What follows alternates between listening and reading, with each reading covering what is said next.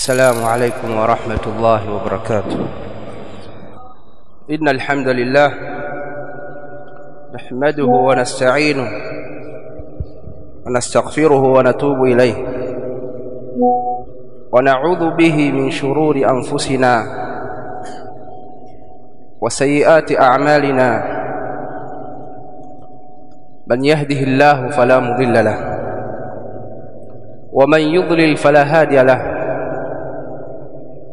أشهد أن لا إله إلا الله وحده لا شريك له، وأشهد أن محمدًا عبده ورسوله صلى الله عليه وعلى آله وأصحابه وسلم تسليمًا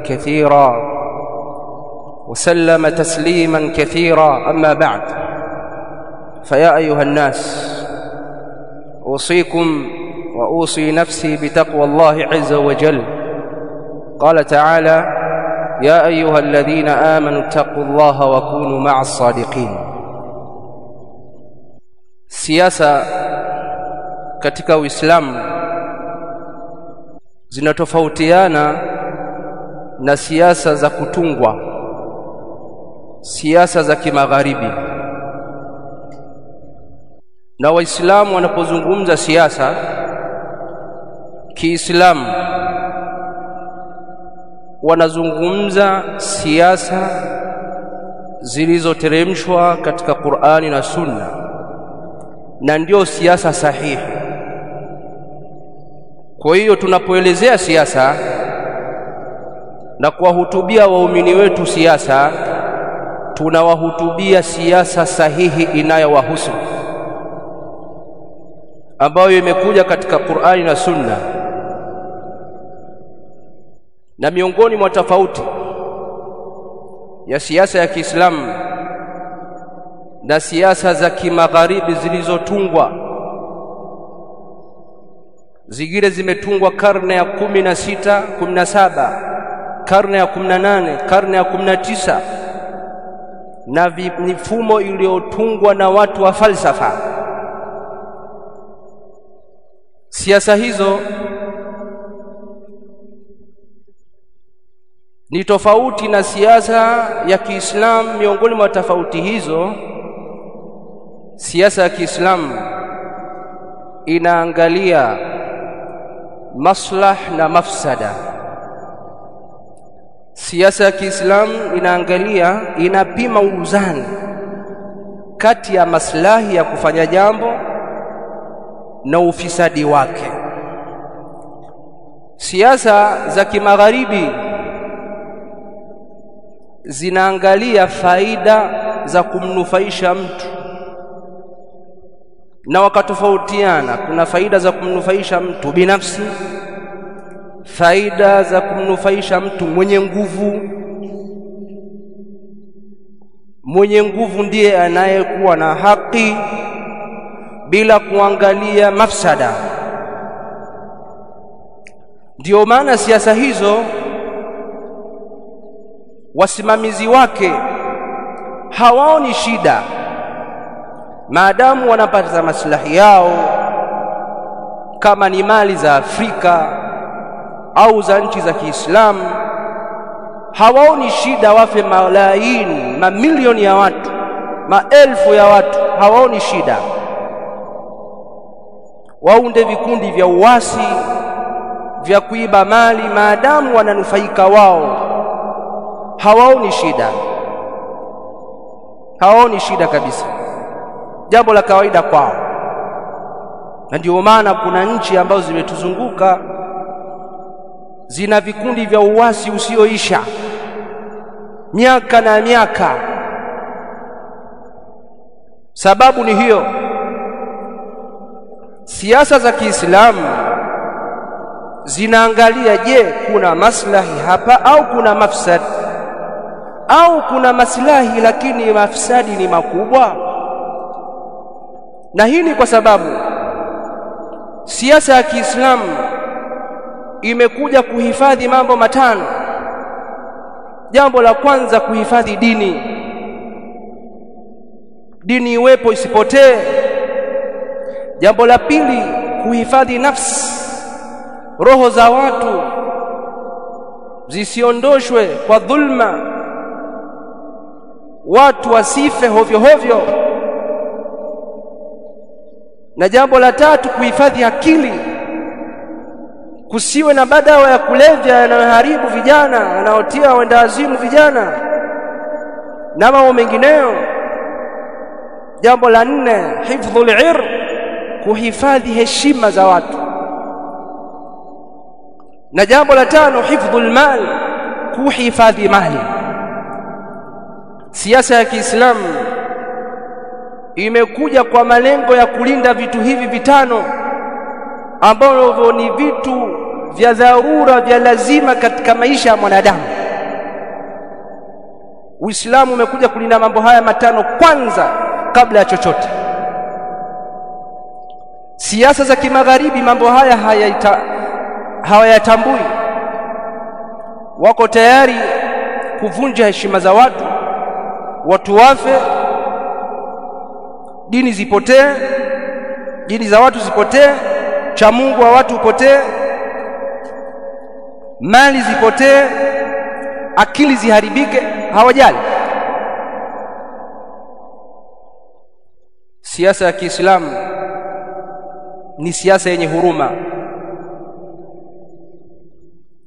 Ndio maana katika sheria ya Kiislamu kuna kanuni ambazo zimetoholewa kutoka katika Qur'ani na Sunna. Kanuni hizi ndizo ambazo zinalinda siasa hii safi.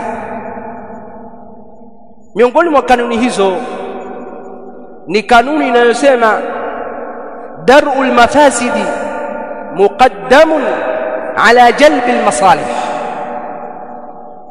kuzuia hatari, kuzuia madhara kunatangulizwa kuliko kupata faida, kuliko kupata yale ambayo mnayapenda ya faida. Kuzuia madhara kunatangulizwa kabla ya kuangalia au kabla ya kupata faida. Lakini kanuni hii vile vile ina ibara nyingine inayosema daf'ul mafsada ahammu min tahsilil maslaha, kuzuia madhara, mafsadi, madhara ni jambo kubwa na la umuhimu zaidi kuliko kutafuta na kuyapata maslahi, mambo mazuri, mambo ya maslahi.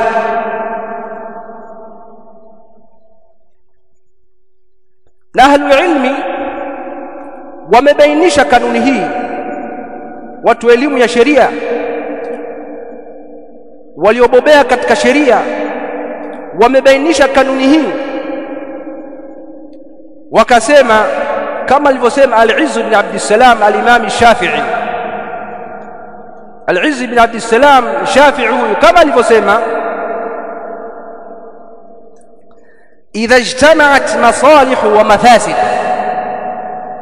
yakikutana madhara, yakikutana maslahi na madhara, fa in amkana tahsilu al-masalih wa dar'i al-mafasid fa'alna dhalika, ikiwezekana kupata yale maslah na kuzuia yale madhara, tunafanya hivyo imtithalan li amri Allah ta'ala fihima. Kufanya hivyo ni kufuata amri ya Allah subhanahu wa ta'ala katika mambo hayo mawili aliposema fattaqullaha mastata'tum, mcheni Allah kwa uwezo wenu mnaoweza, kwa kiwango cha juu mnachoweza nyinyi. Kwa maana yale ambayo huna uwezo nayo, huna uwezo wa kwenda hija, ulazimishwe kwenda hija kwa sababu huna uwezo. Huna masharti ya kutoa zaka, ulazimishwe kwa sababu hujatimiza masharti. Hapo ni kuangalia maslaha na mafsada. Anasema wa in ta'azzara ad-dar'u wat-tahsil, na isipowezekana kuzuia madhara na kupatikana maslahi kwa wakati mmoja, anasema fa in kanatil mafsadatu a'zam, ikiwa mafsada yatakuwa makubwa min al-maslaha, ikiwa madhara yatakuwa makubwa kuliko maslaha, dara'na al-mafsada, basi tunazuia madhara. wala nubali bifawati almaslaha, wala hatujali kwamba zile faida yale maslaha tumeyakosa yameondoka, hilo hatulijali. Maadamu madhara makubwa yameondoka, zile faida zile ambazo tumezikosa hatujali. قال الله تعالى amesema Allah subhanahu wa ta'ala yasalunaka 'anil khamri wal maisir, wanakuuliza kunako hukumu ya pombe na kamari. Qul fihima ithmun kabir, waambieni katika pombe na kamari kuna madhambi makubwa. Wa manafi'u linnas, lakini pia kuna manufaa kwa watu, wanapata pesa, wanafanya biashara. Wa ithmuhuma akbaru min nafi'ihima, na madhambi yake, kwa maana madhara yake ni makubwa kuliko faida yake, kuliko faida ya kamari na pombe. Na ndio maana Allah akaharamisha vitu hivi viwili, akasema ya ayyuhalladhina amanu innamal khamru wal maisiru wal ansabu wal azlam rijsun min amali ash-shaytan fajtanibuhu la'allakum tuflihun. Akaharamisha vitu hivi viwili baada ya kuwa madhara yake ni makubwa kuliko faida, akaharamisha katika suratul Maida. Ayuha almuslimun, miongoni mwa dalili za kanuni hii, tumesema kanuni hizi zimetoholewa kutoka katika Qur'ani na Sunna kwa sababu ni kanuni za kisheria. Anasema Allah subhanahu wa ta'ala wala tasubbu alladhina yad'una min duni Allah fayasubbu Allah adwan bighairi ilm, wala msitukane masanamu yanayoabudiwa na washirikina kinyume na Allah. Msiyatukane kutukana ambako kunapelekea wale washirikina kumtukana Allah kwa uadui bila ilmu. Kwa Allah subhanahu wa ta'ala hapa amekataza kutukana miungu ya kishirikina, kwa maana masanamu, pamoja na kwamba inafaa na ni jambo zuri, lakini kwa sababu kutukana miungu ya kishirikina, washirikina wale watamtukana Allah kwa kulipiza kisasi, Allah akaharamisha kutukana ile miungu, kwa sababu kutukana miungu ya kishirikina ni jambo zuri, lakini kutukanwa Allah subhanahu wa ta'ala ni madhara makubwa zaidi. Kwa hiyo hapa huondoshwa madhara makubwa na haiangaliwi haya maslaha, hizi faida za kuwatukana waungu wa kishirikina. Kwa hiyo hii ni kanuni ambayo Allah subhanahu wa ta'ala ameiweka katika Qur'an, na hii ndio aya na ndio iliyotohoa ile kanuni.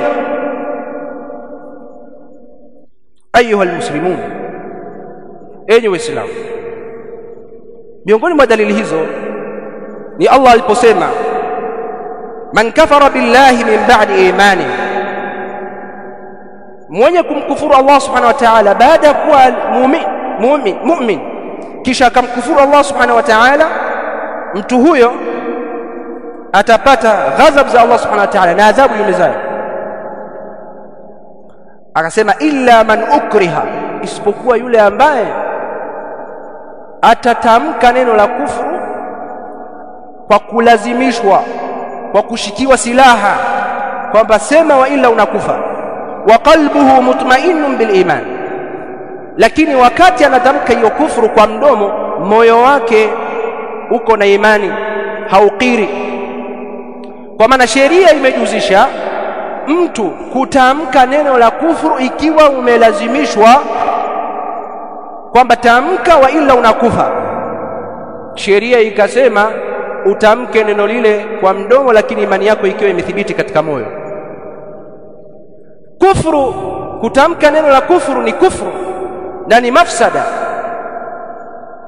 lakini kuua nafsi ambayo inakiri katika moyo kwamba Allah ndio Mola wa haki, lakini imetamka mdomoni tu ili kuokoka na kifo, kuua nafsi hii ni mafsada zaidi. Kwa hiyo hapa sheria ikatanguliza maslahi ya kubakisha hii nafsi kuliko maslahi au kuliko maslahi. Sheria hapa imekadimisha maslahi ya kuokoa hii nafsi kuliko madhara yatokanayo na kutamka neno kufru mdomoni. Kwa maana hapa kanuni ya kuangalia maslaha na mafsada imefanya kazi. Mafsada ya kuuawa nafsi hii ni makubwa, mafsada ya kuuawa nafsi hii ni makubwa kuliko mafsada ya kutamka lile neno la kufru mdomoni. Sheria imeangalia maslaha na mafsada. Ndugu Waislamu, amesema al-Imam Ibn Taymiyyah rahimahullah, wa tamamul wara', hofu kubwa kabisa, hofu iliyotimia, ay ya'lama al-insanu khayra al-khayrain, ni mtu kujua khairi zaidi katika khairi mbili. Kuna khairi mbili, halafu kuna moja katika hizo mbili ni kubwa zaidi ya nyingine. Wa sharra ash-sharrain, na shari kubwa katika shari mbili. Wa ya'lama anna ash-shari'ata mabnaha ala tahsil al-masalih wa takmiliha wa ta'til al-mafasid wa taqliliha, na ajue kwamba sheria imejengeka katika kuleta maslahi na kuyatimiza na kuzuia madhara na kuyapunguza. Wa illa faman lam yuwazin ما في الفعل والترك من المصلحة الشرعية والمفسدة الشرعية فقد يدع واجبات ويفعل محرمات. وإلا yule ambaye atakuwa haliangalii hilo, basi mtu huyo anaweza akaacha mambo ya wajib na akafanya mambo ya haramu. Na vile vile amesema al-Imam Ibn Taymiyyah rahimahullah, laysa al-aqilu alladhi ya'lamu al-khayra min ash-sharr, mtu mwenye akili si yule ambaye anajua khairi kuliko shari, yani si yule mtu ambaye anajua khairi na shari. Wa innamal aqilu alladhi ya'lamu khayra al-khayrain, lakini mtu mwenye akili ni yule ambaye anajua khairi kubwa katika khairi mbili, wa sharra ash-sharrain, na shari kubwa katika shari mbili. نسأل الله سبحانه وتعالى التوفيق والسداد. إن الحمد لله نحمده ونستعينه ونستغفره ونتوب إليه ونعوذ به من شرور أنفسنا وسيئات أعمالنا، من يهده الله فلا مضل له ومن يضلل فلا هادي له. أشهد أن لا إله إلا الله وحده لا شريك له، وأشهد أن محمدا عبده ورسوله صلى الله عليه وعلى آله وصحبه وسلم. أما بعد، فيا أيها المسلمون، أيها الإسلام، sheria ya Kiislamu kama tulivyoona imeangalia maslaha na mafsada katika kuyaendea mambo, katika siasa, bali katika mambo yote, katika da'wa, katika jamii, katika kila kitu. Je, maandamano yana khairi au shari? Maulama wa sheria ya dini yetu wamebainisha na waqi' unaonyesha. amesema al-Imam Ibn Baz rahimahullah, فالنبي صلى الله عليه وسلم مكث في مكة 13 سنة. Mtume صلى الله عليه وسلم amekaa Makka miaka 13 akilingania. Lam yasta'mil al-mudhaharat wala al-masirat, hajafanya maandamano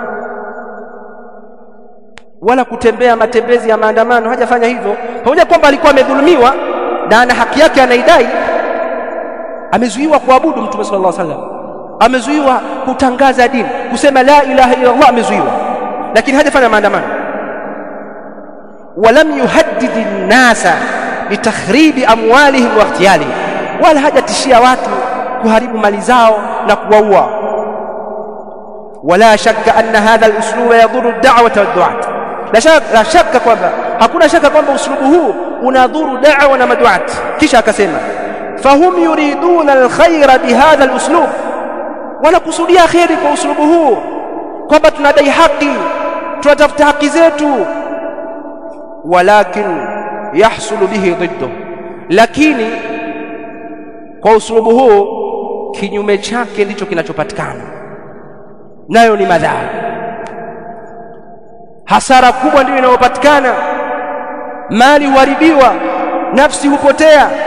Qala al-Imam Rabi' bin Hadi rahimahullah, amesema al-Imam Rabi' bin Hadi rahimahullah, falmudaharat tantawi ala muqaddimat min itharati al-ahqad, maandamano yanakusanya, yamebeba utangulizi, kunakuwa na utangulizi mbalimbali,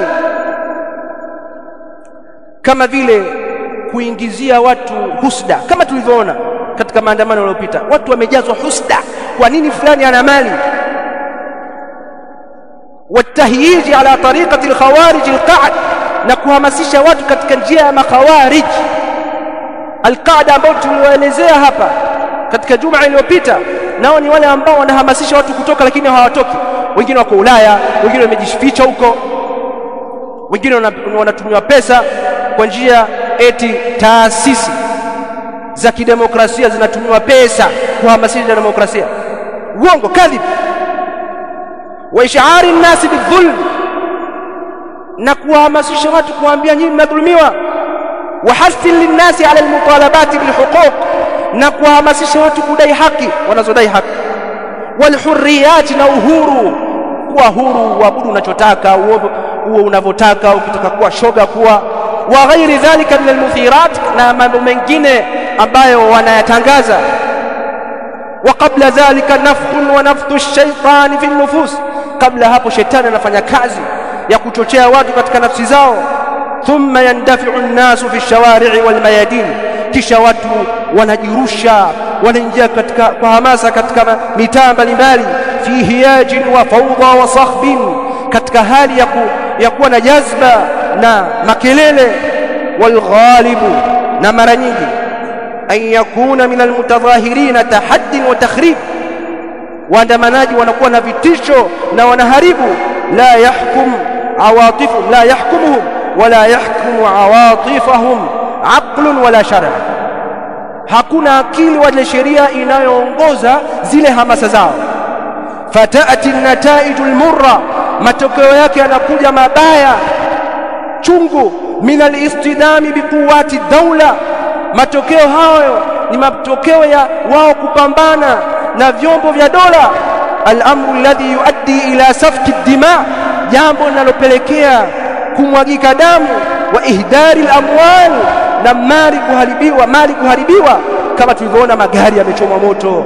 Wa nahbiha, na kuibwa mali, simu za watu zimeibiwa, gesi zimeibiwa. Ila akhir al-mafasid, na mafsada mwingineyo. Allati hasalat wa tahsul, ambayo yametokea na yanazidi kutokea. Na amesema tena al-Imam Rabi'i rahimahullah, ilhaqu ad-darari bin-nas fi al-anfus wal-mumtalakat min lawazim al-mudaharat binisbati 99%, wala ibrata bin-nadir alladhi la na'rifuhu wala nasma'u bih, kwamba maandamano kupatikana madhara katika nafsi za watu na mali za watu ni katika mambo ya lazima kupatikana katika maandamano, ni katika mambo ambayo hayaepukiki kwa nisba kwa 99%. Ama hiyo 1% haizingatiwi. 99% maandamano huleta vurugu na heshima za watu huondoshwa, watu kutukanwa, watu kubaguliwa. Na nchi yetu hii kama tunavyojua ni nchi ambayo tunaishi kwa amani miaka mingi sana, tukivumilia shida tulizokuwa nazo, tukivumilia baadhi ya haki ambazo baadhi ya jamii hawajazipata bado, kama sisi tulivyovumilia miaka yote haki yetu ya kuwa na mahakama ya kadhi. Kama tulivyovumilia miaka yote, tulivumilia kwa sababu ya maslaha. Hamsemi, tunasema, lakini kusema kwetu kuna tofautiana na siasa za kimagharibi. Siasa za kimagharibi umshambulie kiongozi katika mimbar, umseme, shambulia kwa maneno mabaya. Siasa ya Kiislamu inasema umfuate kiongozi, uongee naye kwa maneno mazuri, kwa hikma, mwambie kuna hili, kama ambavyo tumeisoma hadithi katika hutuba mbili zilizopita. Usama radhiallahu anhu aliulizwa na baadhi ya masahaba, hivi humwambie Uthman katika baadhi ya mambo? Akasema, kwani ili mjue nimwambie ili mjue kuwa namwambia mpaka niwaambie kuwa nimemwambia. Sasa mpaka tukishauri tuje tuseme tumeshauri, la yalzam, na haitakikani hivyo. Kwa maandamano katika nchi yetu hii yanapelekea mafsada makubwa, na ndio maana sisi tunazungumza na kuyakataza, kwa sababu maelekezo ya dini yetu yako hivyo. Kwa sababu tunatakikana tunasema hivi, achana na hivi vitoto vinavyozungumza mitandaoni vinazungumzia Uislamu. Wengine wamekuja sijui na salamu mbili, salamu ya Kigalatia na salamu ya Kiislamu unaunganisha, shalamu alaikum, sijui mashallah, tumsifu Yesu. Hadha jahlun, huu ni ujahil, na Uislamu haukubali mambo haya, bali Uislamu unaitakidi kwamba huu ni mzaha, huku ni kuichezea dini. Kwa hiyo jitahadharini na hayo mnayofanya, mnazidi kututia hasira. Sharamu alaikum ni kuchanganya Uislamu na Ugalatia sio na Uyahudi. Uislamu hauruhusu hilo. Tunaishi kwa amani na jirani zetu wasiokuwa Uislamu, naam. Tunafanya kazi kwa pamoja, naam. Tunaishi kwa pamoja, naam, lakini kila mmoja ana misingi katika dini yake. Usijaribu kuchanganya, unaleta jambo baya zaidi. Mtume sallallahu alaihi wasallam anasema man tashabbaha biqaumin fa huwa min, mwenye kujifananisha na watu basi ni katika wao. Man tashabbaha biqaumin fa huwa minhum, mwenye kujishabihisha, kujifananisha na watu katika jambo lolote, la salamu, la maongezi, la mavazi, ukijishabihisha nao wewe ni katika wao. Kwa hiyo achana hizi habari. Jitahadhari ewe Muislamu, kijana wa Kiislamu unaojiita Gen Z, hii haikuhusu. Achana hizi habari, si maandamano, si hayo mambo wanaodai kwamba salamu sijui unaunganisha ionekane ni kitu kimoja, haikuhusu. Achana nayo, unamkufuru Allah subhanahu wa ta'ala. Wanadai Gen Z hawana dini. Nani kakwambia? Gen Z wa Kiislamu wana dini na dini yao ni Uislamu. Gen Z wa Kiislamu wana dini na dini yao ni ya Kiislamu, iliyokataza maandamano, iliyokataza ujinga huo. Kwa hiyo Uislamu unalinda heshima, unalinda nafsi. Lakini watu walioathirika na hii mitazamo hii, siasa za kimagharibi, hawana adabu hata katika mazungumzo, ni wachochezi. Msikiliza huyu askofu mmoja, msikilize, leta, sikiliza huyu anafaa kuitwa mjinga. Huyu anafaa kuitwa mjinga, hana adabu. Sikize. Tunamwambia tu Mama Samia, kama kweli una nia njema ya kuleta maridhiano, kwa hiyo vua hijabu ukiwa kazini, vaa suti ya kike, suti tu kama hivi, ondoa makitambaa ya kuashiria wewe ni dini gani. Hapo tutajua sasa wewe umekuwa rais wetu na una nia njema ya kuleta maridhiano Tanzania. Anamwambia rais, ukiwa kazini vua hijabu. Huyu ni mchungaji, sijui pastor, sijui dude gani. Anamwambia rais, ukiwa kazini vua hijabu. Amri, ukosefu wa adabu, ujinga. Yani rais avae wanavyotaka wao. Wanataka kumpangia rais jinsi ya kuvaa, watamwambia uvae kimini, watamwambia uvae kadha. Jahil murakkab, jinga wa kiwango cha mwisho kabisa. Hawa ndio waandamanaji ambao wanasema wanaandamana tarehe 9, ndio hawa. Dhahir wanatetea haki yako wewe, uhakika ni chuki kwamba rais, kwa nini miongoni mwa chuki zao, kwa nini rais anavaa hijabu? Hebu angalia sasa, ikiwa wanachukia rais kuvaa hijabu, itakuja kuwa wewe kupata mahakama ya kadhi. Anasema Allah subhanahu wa ta'ala, wanatamani wale ambao wamekufuru, laiti kama na nyinyi mtakufuru mwe sawa. Na anasema Allah, ya ayyuhalladhina amanu la tattakhidhu bitanatan min dunikum la ya'lunakum khabala. Almuhimu aya ni nyingi. Hasa watu kama hawa ndio waandamanaji. Dhahir wanadai haki, chini nyuma ya pazia wana kitu kingine wanachokitafuta. Sasa wewe ingia kwenye mtego, shauri yako. Unatoka katika taa ya Allah subhanahu wa ta'ala, na vile vile unajiweka, unajifananisha na makufar, na ukifa katika hali, ukifa umetoka katika Uislamu, khalidun mukhalladun fi an-nar, ni motoni milele. Nas'alullah subhanahu wa ta'ala at-tawfiq wa sadad. اللهم ربنا آتنا في الدنيا حسنة وفي الآخرة حسنة وقنا عذاب النار. صلى الله على نبينا محمد وعلى آله وصحبه.